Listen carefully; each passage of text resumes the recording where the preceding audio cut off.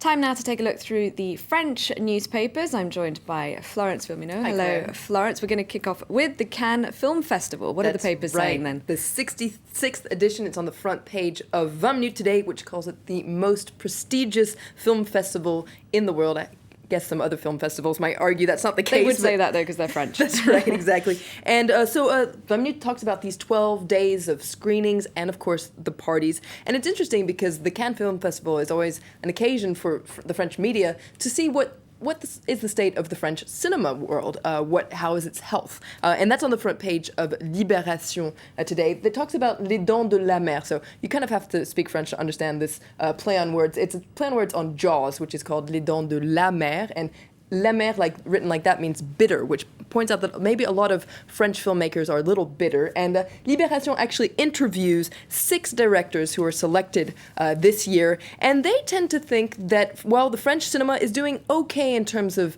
business, in terms of economics. There's a lot of blockbusters. People are going to the movies more than they have since the 1960s. So in terms of the money that's coming into the industry, it's doing quite well. But it seems like this is the case for big groups. It seems like independent filmmakers in France, they're struggling quite a lot. And there seems to be a growing gap, in fact, between these big groups that are making a lot of money and independent filmmakers that are struggling a lot. And that's what Libération talks about today. And it points out that, well, this means that the mood at Cannes this year might be a little weird. I understand French actor Daniel Auteuil is on the jury this year, so that's something for the French. Now, the French papers are still reacting to that post-match violence here in Paris. That's right. It's still on the front page of L'Équipe, the Sports Daily today, that talks about a champion that is still in shock, and you can, if I can get it to open, you can see the aftermath of the violence that occurred on Monday at Place de la Trocadéro. So after this initial shock, a lot of French papers are trying to figure out how did this happen and who is responsible. Le Parisien today says that, well, actually, all this was quite predictable. And it says that Monday night's fiasco wasn't just due to the fact that a couple of hooligans got out of hand. It was also due to the fact that, well, in fact, the authorities weren't prepared. First of all, choosing Place de Trocadéro as a location for this party was not a great idea in the center of Paris. And on top of that, the police weren't really well briefed about the risks. So that is why a minority of fans managed to ruin the party for everyone, according to Le Parisien. And the Interior Minister, Manuel Valls, he's really feeling the pressure, isn't he? That's right, because Le Figaro points out that he's ultimately in charge of keeping order, and he's getting a lot of criticism, especially from the right, from being quite amateurish about this. They say he underestimated the risk and the scale of the violence.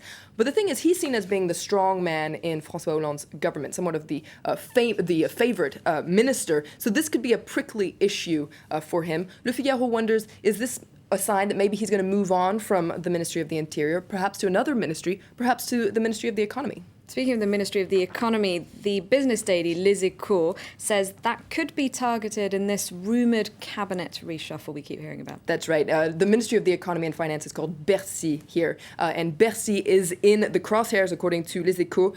This comes after comments that the Foreign Minister, Laurent Fabius, made yesterday. He said that Bercy needs a real boss. And Les Echos points out that there's a real feeling in the government that Bercy is somewhat dysfunctional. And also the government is keen to show that, well, the economy is its priority.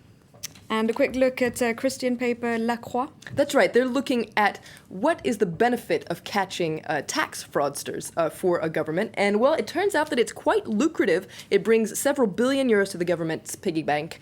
And let's just take a look at a new newspaper called L'Opinion, which is also talking about tax evasion today and how the French government is trying to bring these funds back into France. L'Opinion is a new newspaper here in France. It defines itself as a liberal, pro-business, and pro-European newspaper. So we'll have to see what it brings to media pluralism here in France and to the press review. I have to check it out. Thank you very much, Florence.